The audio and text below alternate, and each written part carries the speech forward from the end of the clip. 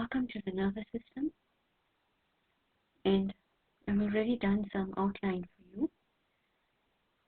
Before we learn about the eyes and the ears, brain, the spinal cord, I want to just draw your attention to the concept of coordination.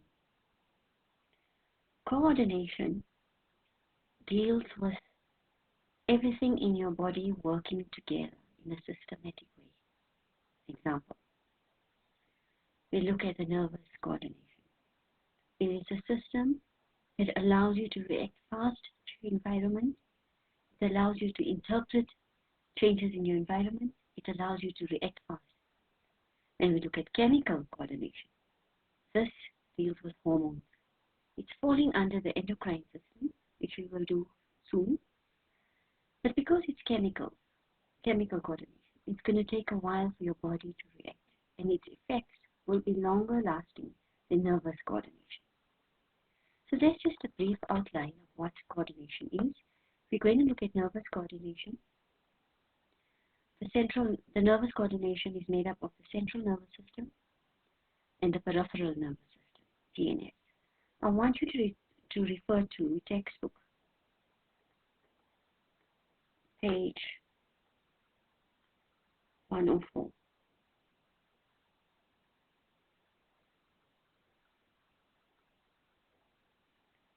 And if you look at that diagram there, that little organogram, it's showing you how the system is broken down. So we look at nervous system, doing the central nervous system, which is the brain and the spinal cord. I'm going to refer to it as the CNS. We're going to do the PNS, peripheral nervous system. It's made up of two other ones, the sympathetic nervous system and the autonomic nervous system. Don't stress, these are big words. We're going to have enough time to deal with it, and you'll be so used to it. And then we look at the sense organs, which also fall under the nervous system. Look at the sense organs, the ear, the eye, the skin. We're going to look at all of that. All right, let's continue. So what are you doing now? You're making a new divider. And in that new divider, on your Samosa flap, you're going to write a lockdown lessons. How's that? Right? And that's the introduction, which you're going to have all of this. You'll keep it with you. I'm going to give you now terminology. So let's move to terminology now.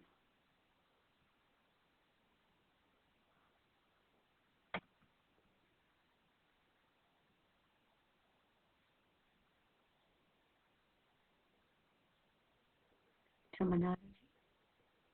You can put today's date. I think today's the 30th or 31st. I'm not sure.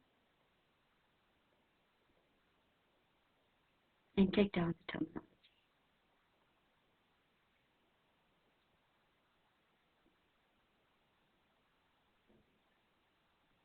The first one we're going to say, sorry, bad spacing, bring back.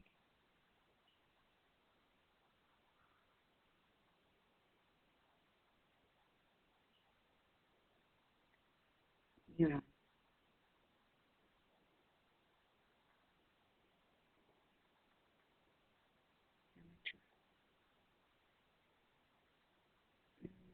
Sensory neuron. Please take this terminology down, and as we do it, even after the video, you can go back and answer it. Motor neuron. Sorry, too low again. Hang in there with me.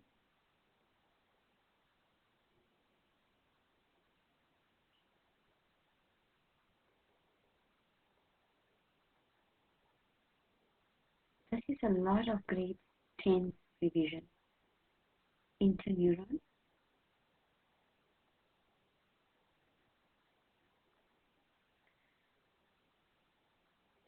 And as I go on, we'll check what other things, what other terminology will add on. Alright, so leave that space open, that page, as usual as we do in our lessons, so that you can go back and start with it. In the meanwhile, I'm going to start with neurons distribution.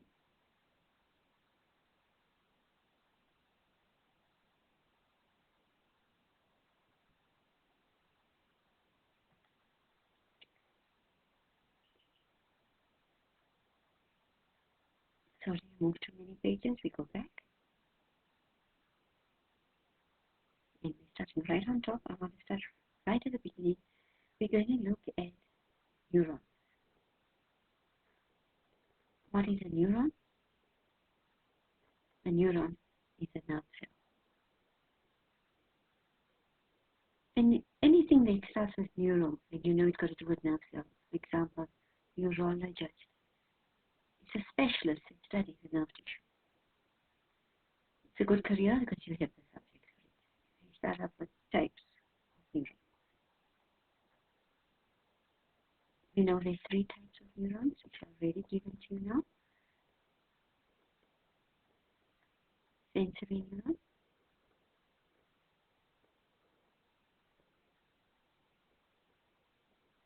We got motor neurons.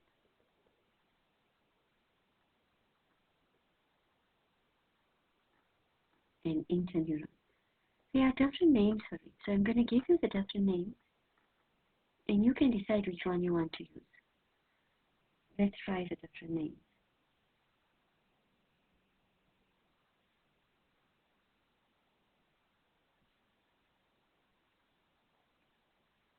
A sensory neuron is also known as the afferent neuron. I'm going to tell you how to remember. Motor neuron is known as the efferent neuron. Notice I'm expressing afferent, efferent. And the interneuron is also known as connector. Does this sound familiar to you people? Good people? How's that? Now we want to go through the functions. So I'm going to do with you the sensory neuron. Let's look at its functions, and we're going to look at its structure. How's that? Let's go back now to the terminology page, and we're going to enter another term that's come to my mind now. We're going to enter at 5. We're going to enter stimulus. I want to know what stimulus is. And then number 6, you're adding another word, impulse. Alright, good people. I'm going slow, revision. Now back onto the types of neurons. Okay, we're now looking at the sensory neuron. Where is it found? Obviously, don't go and by heart the section. Let's try and understand. The sensory neuron is found in your sense organs. And I know that you're clever. I don't have to write down. That's your ear, your eye, your skin. It's also known as the efferent neuron. Its main function, so we're going to put function in red. You also use different colors, or you can print this, whatever you want from here. Function, we're going to do it in red. So let's see. Function picks up stimulus. Okay, I'm going to try and write it straight.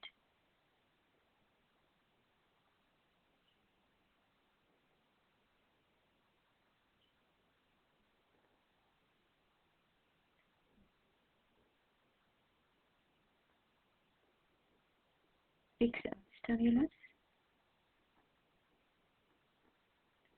from the sense organs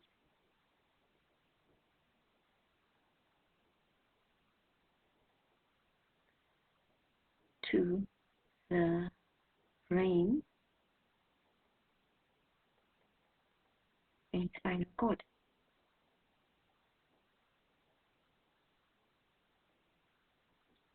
Good people, we're going to call this the CNS. Please, this is not a TV station on Corona. CNS, Central Nervous System. So I'm not going to say brain and spinal cord. I'll say CNS, and then you know. So what is the function of the sense organ? To pick up stimulus from the sense organs and send it to the brain and spinal cord. What happens there? That stimulus is then interpreted. So that's a sense organ. Sense organ is what your sensory neuron. Why is it called the afferent neuron? It's called, sorry,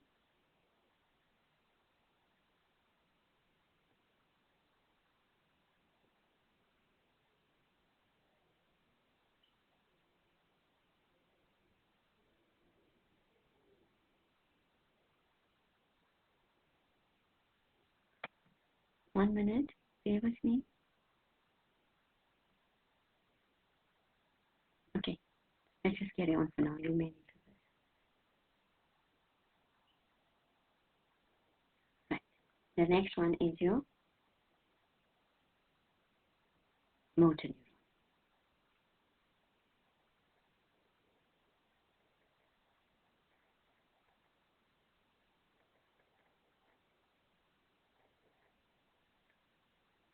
Motor neuron. What happens to the motor neuron? What's its function?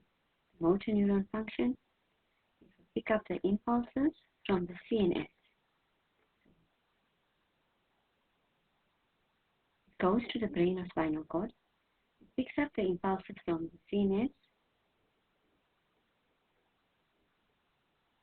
and it carries it to the muscle. Now, how to remember this? Guys, M for muscle and M for motor. How's that? What it's going to carry the two together? There must be something that's going to take the two, the sensory and motor, and join it. That's your interneuron. What does the interneuron do? It connects. Or if you don't want to say connects, you can say it joins the sensory neuron to the motor neuron. And vice versa. Are you right? I'm going to try again to erase this.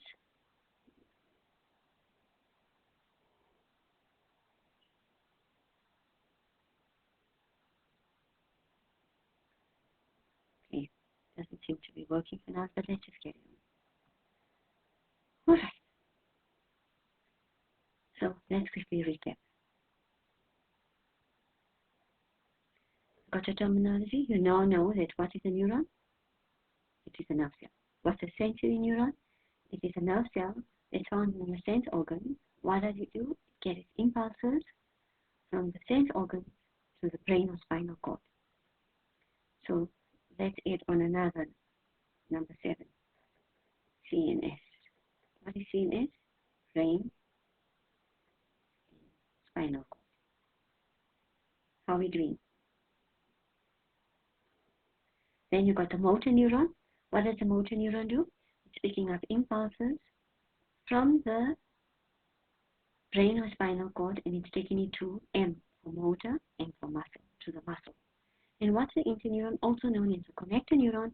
It is connecting those two together. Right. Let's now look at what a stimulus is. A stimulus is any change in the environment. It can be internal or external, but we usually look at external. So any change in your external environment forms a stimulus. What is an impulse? An impulse is where the stimulus is taken and it's converted into electrical charge. And that's what you have going in your body, guys. You have electricity. Your hot stuff. Let's move on. Right? We okay there? Now I want to do the structure of the neurons. This is all grade 10 work. So I'm going to start off with the structure of neurons.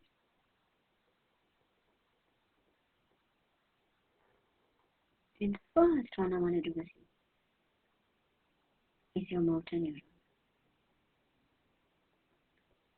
Good people, I want you to remember that the motor neuron is also known as the efferent neuron. And we're going to find out when we do the spinal cord how to remember that. And we also know that it goes to the muscle. It's taking messages to the muscle for reaction. And to tell you more, the type of neuron is, it's multipolar.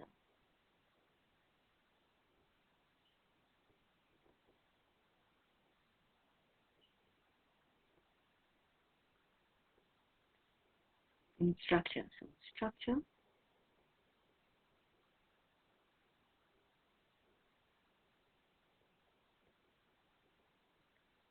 so see how many M's you got. multipolar, motor neuron, muscle. So let's draw it. We're going to start off with little concepts. Going back to terminology again so we can add in.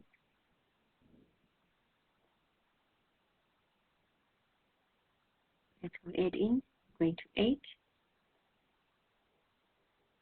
We're going to write the word cell body. 9. We're going to say exon. And let's move on.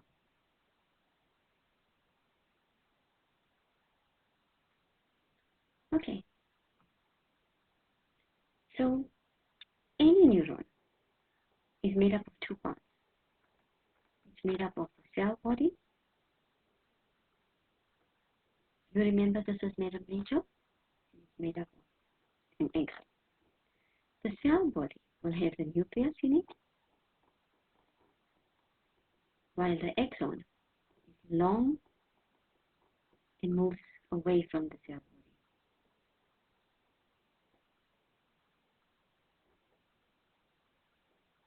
How are we doing? Are we alright? Let's draw it. The cell body will look like this.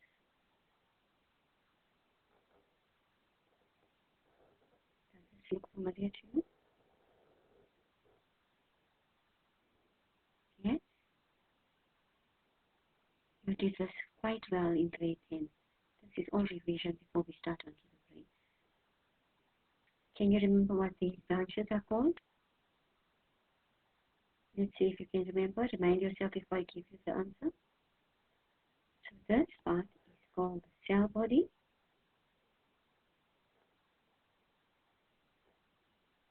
And this long portion is called the exon. How are we doing, people?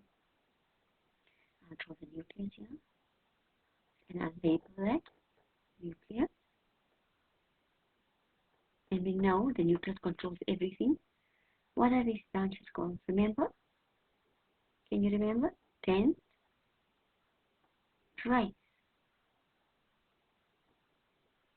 Are we alright? Now I'm going to take this part, this exon.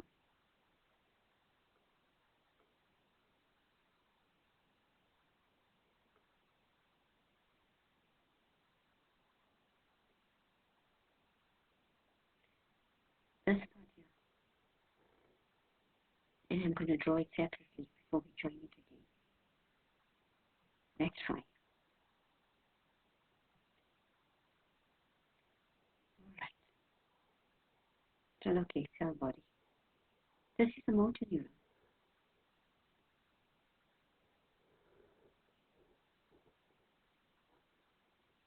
We know now. Let's see, can you remember? Dendrites. Cell body.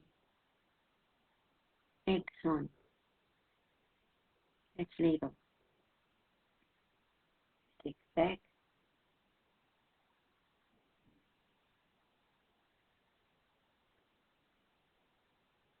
Dendrites. The function of dendrites is to pick the stimulus up. Use a different color pen when you do this. Pick up stimulus. It picks up the stimulus and it sends it to the exon. Let's look at the exon. Can you see how long the exon is? And it's made up of special cells that look like this. Is this looking familiar to you? If you're lost, you can look at page 106. So I'll write it for you here. Textbook, page 106. How it is. So you see these cells that I'm drawing here. They are called Schwann cells. I know that you did grade 10, but for a drawing like this, you only need to know 4 or 5 labels, one of which is going to be the caption. That label. Can you see that there's this little pinched parts of it? Let's label that pinched parts because that's a part function you must know. That's called a node of Ranvier. Capital R. How's that? That single cell is called a Schwann cell.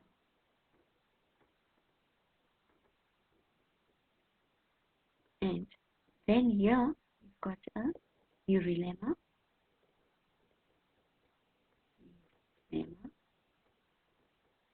and then there's a layer of fat around the axon.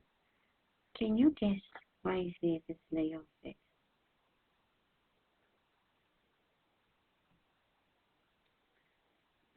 Perhaps I need to highlight this and it comes out nice. Let's try something different now. Let's get it into it.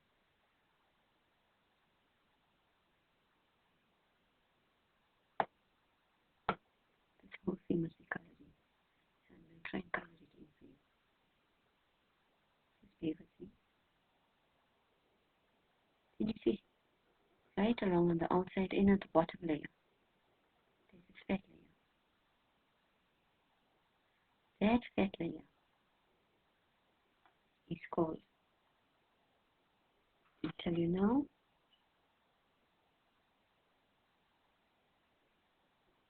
change the color so we can see better.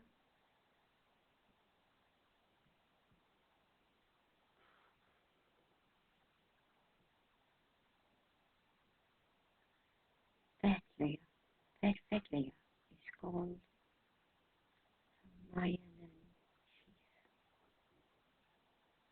And that's all I'm going to do with you for now before we start with the brain tomorrow. Let's check. We need to know functions. Number one, we know dendrites, picks up impulse,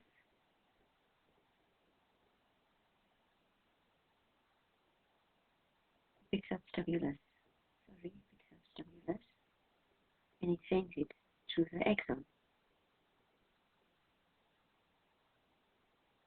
Number two, the myelin sheath, it's fatty. The fatty layer, what does it do? It insulates your axon because, like I said, you're going to have insulation. It insulates you because remember I told you that your stimulus gets converted to an electrical impulse. So you've got electricity flowing through your body. You can get shocked. It's a similar function to insulation tape on wires. So it prevents you from shock. Right? And then the third one we're going to look at is your neurolemma. And I may be incorrect, but I think it's to nourish and repair your axon. I want you to remember at this juncture that not all neurons can be, or not all parts of the neuron can be repaired. That's it. Let's look at notor brain via. The notor brain via speeds up impulse transmission.